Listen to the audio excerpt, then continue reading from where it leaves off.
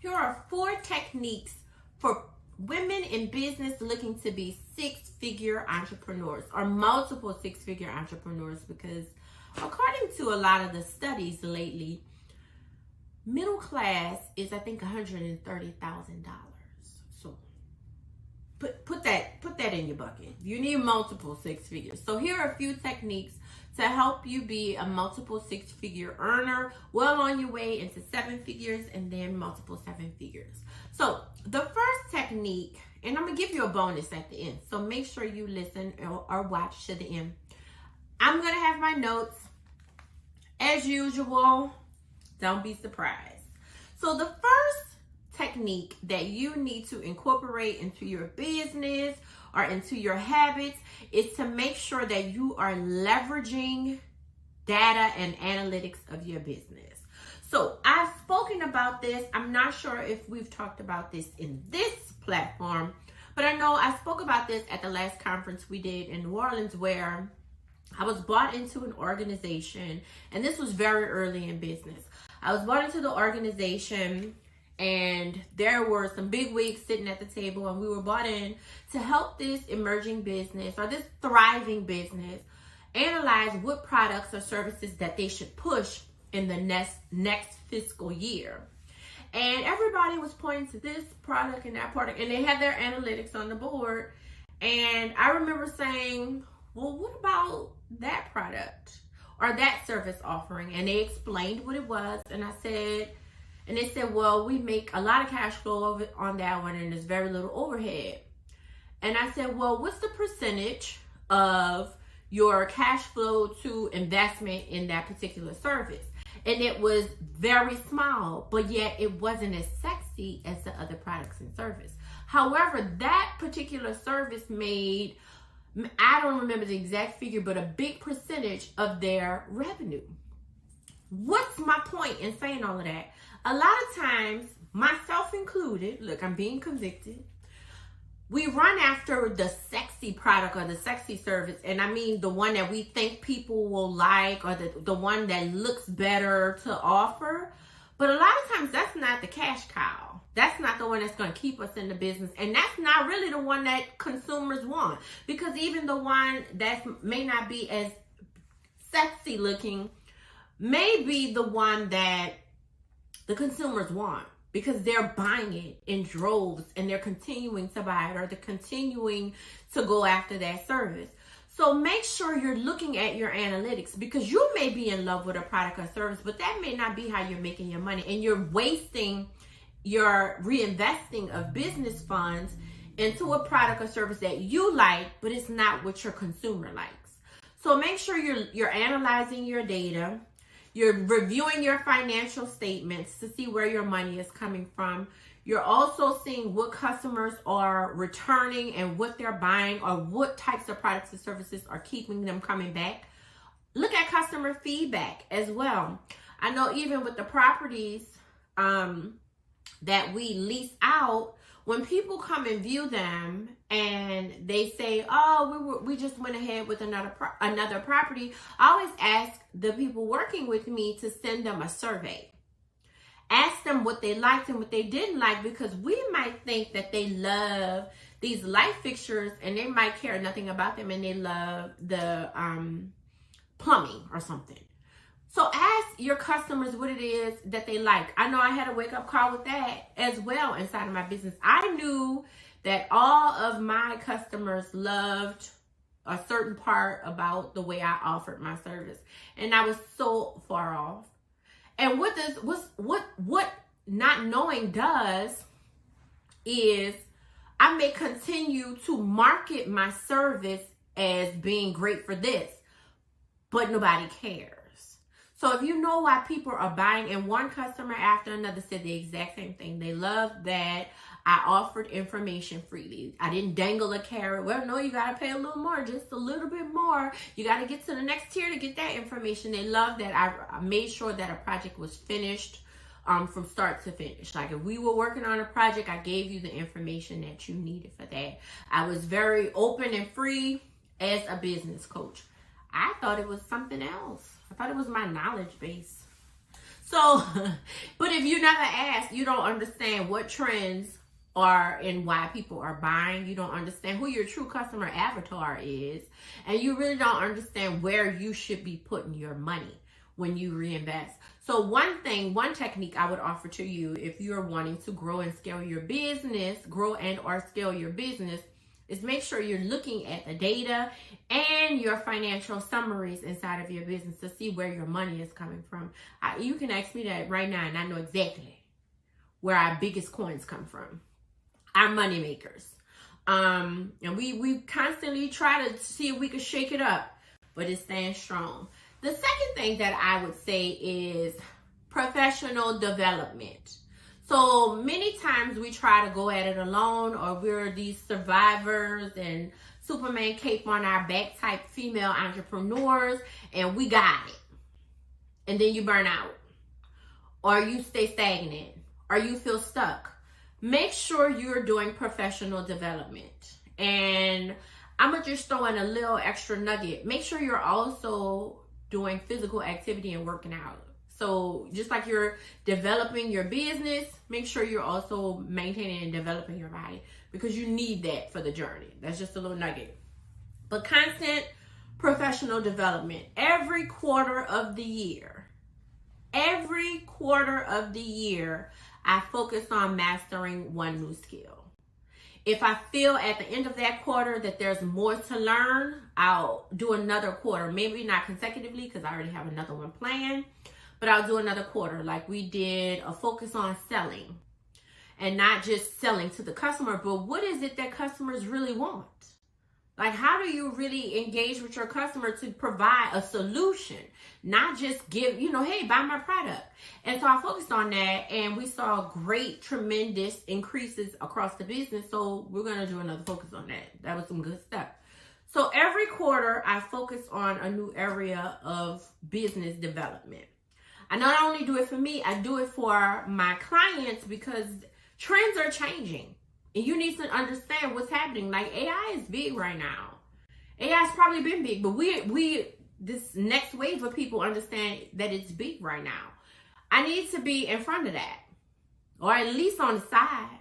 I can't be behind that, because it's so important to helping your business, the way it's being incorporated so much right now. So I always focus on the skill.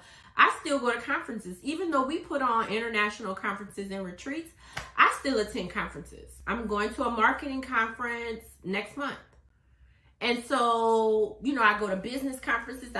I'm also going to a business conference that focuses on different parts of your business in the summertime. So it's like you need to make sure that you're constantly pouring in and understanding this is not business in 1920.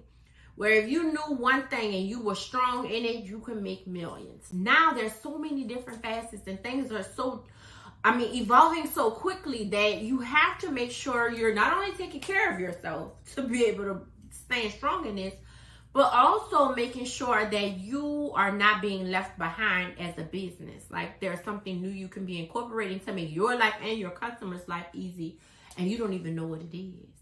And so you leave money on the table. So make sure you're looking at professional development, workshops, podcasts, webinars, retreats, conferences. Like I said, we put on international conferences and retreats, Bali. I'm not going to tell you the other places just yet. You got to get your ticket unless it's somewhere in the past. But we're headed to Bali is our next one. And then we have one in Hawaii after that. And people come from all over to go to these retreats. Make sure you hire a coach. If there's an area, if you need to be stronger in your business operations, I know people come to me for business operations coaching. If you need to be stronger in your marketing, you find a marketing coach or a marketing expert who will share information with you and then maybe do some of it for you. So make sure that you're constantly developing your skills, and that you're not thinking that if I understand this one thing, I'm good. Wealthy people develop their skills and grow their skills constantly. And something I heard recently is that wealthy people read. So if you don't like reading, hire somebody to read for you and give you the cliff notes. Shoot, you got to figure something out. Also, another tip that I would give you if you are looking to make or grow into multiple 6 and 7 figures as a woman in business, I would say make sure your brand is strong. Make sure your colors, like there's so many tweaks to, you know, the branding part of your business. The color needs to be right. And now these aren't things I would say stop selling or stop offering your service to do. But if you can hire somebody to help you, that would be great. Make sure that if they come to your website, it aligns with what you're charging. Make sure it's functional. It's easy to use. Make sure it's coherent across the website. It's not like, what is this? You know, if you're catering to women, your website and your brand is not extremely masculine, because those small things can make you money while you sleep. So make sure that your brand is selling for you, and it's a very strong brand. People know what you do. I know early in business, and I felt insulted. A lot of people didn't know what I did. And there's still, I would say, minor confusion about it, because I have a PhD and I do business coaching, and I'm also a certified life coach, because I found that many of my clients, once they started to make 7 figures and approach multiple 7 figures, had the capacity to realize that there were mindset shifts that they needed to make.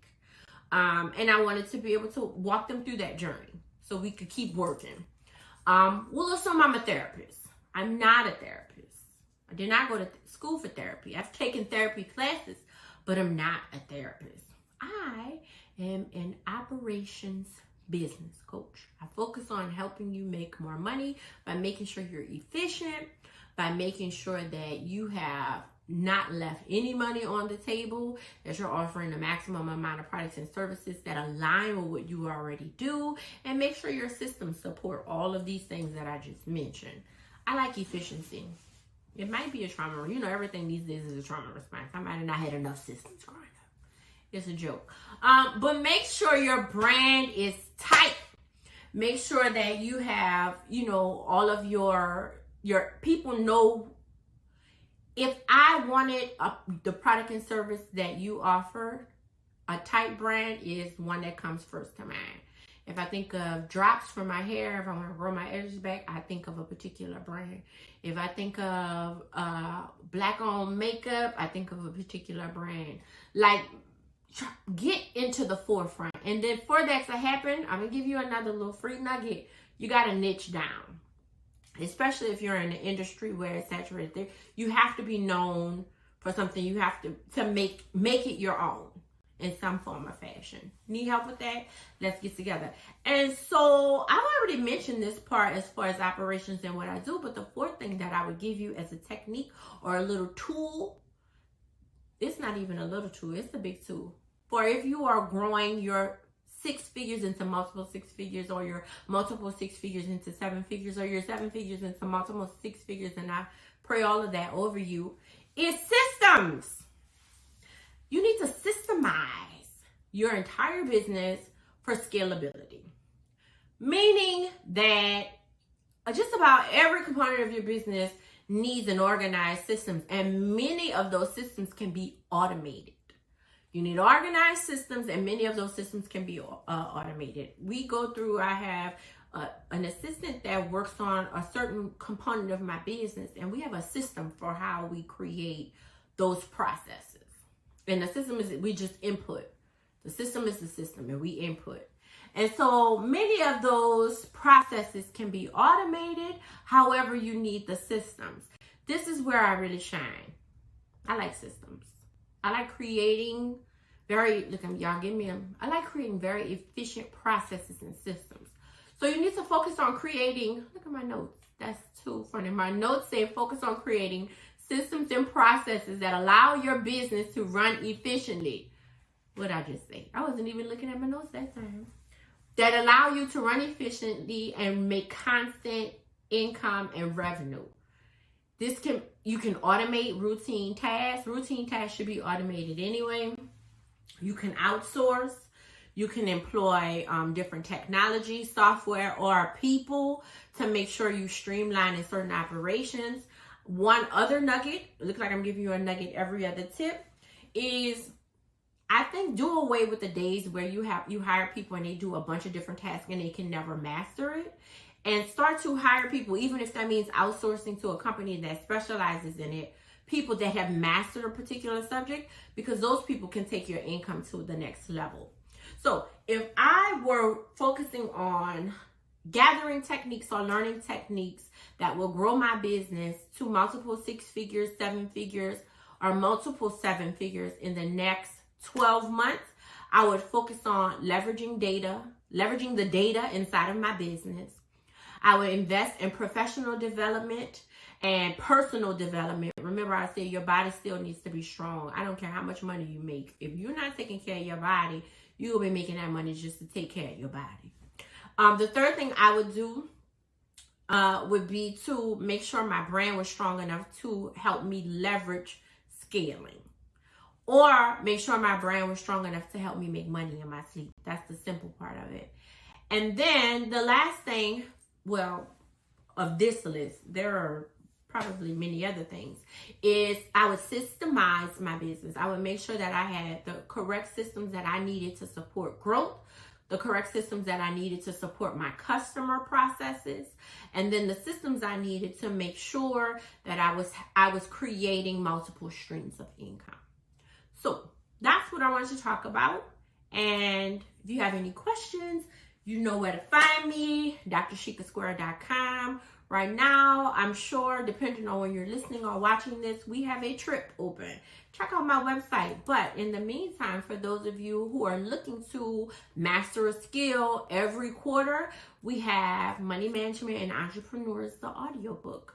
The link is somewhere around here, and I will talk to you next time.